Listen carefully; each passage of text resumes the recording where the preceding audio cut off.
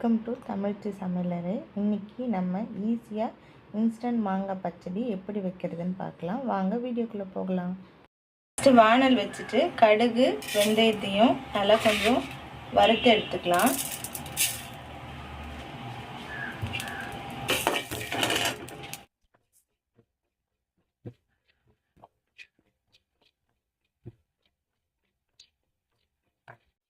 கொஞ்சமாக எண்ணெய் சேர்த்துக்கோங்க.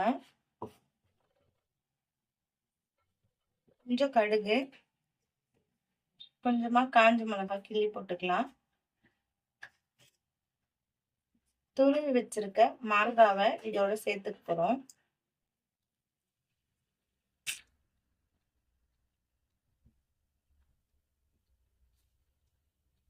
நல்லா வதக்கி விட்டுக்கலாம்.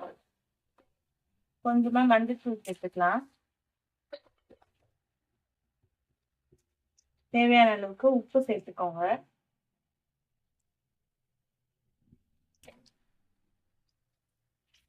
இதை வதக்கி விட்டுக்கோங்க.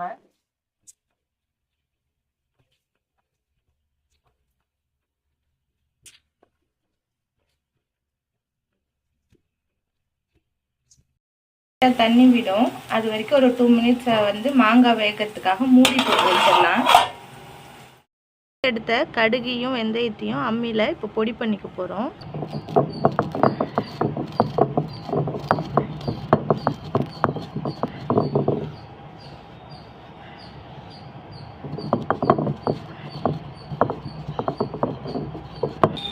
நல்லா பொடி ஆயிடுச்சு. இப்போ இதை எடுத்துக்கலாம்.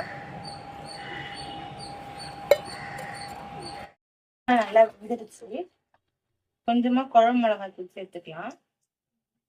அம்மியில் அரைச்சி வச்சிருக்க அந்த பொடியையும் சேர்த்துக்கலாம்.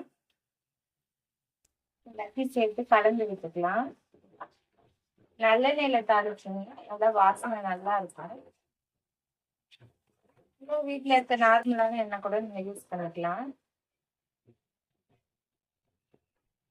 லாஸ்டா கொஞ்சமா வெல்லம் சேர்த்து இறக்கிக்கலாம். இவ்வளவுதான், டேஸ்டியான இன்ஸ்டன்ட் மாங்காய் பச்சடி ரெடி ஆயிடுச்சு. தயிர் சாதம் இல்லை சாம்பார் சாதம் இதுக்கெல்லாம் எதுவும் டக்குன்னு ஒரு தொட்டுக்கல்லினா இது மாதிரி செய்யலாம். நீங்களும் உங்கள் வீட்டில் ட்ரை பண்ணி பாருங்கள். லைக் பண்ணுங்கள், ஷேர் பண்ணுங்கள், சப்ஸ்கிரைப் பண்ணுங்கள். மறக்காமல் உங்களுக்கு இந்த மாங்காய் பச்சடி எப்படி இருக்குன்னுட்டு கமெண்ட் செக்ஷனில் கமெண்ட் பண்ணுங்கள். தேங்க்யூ.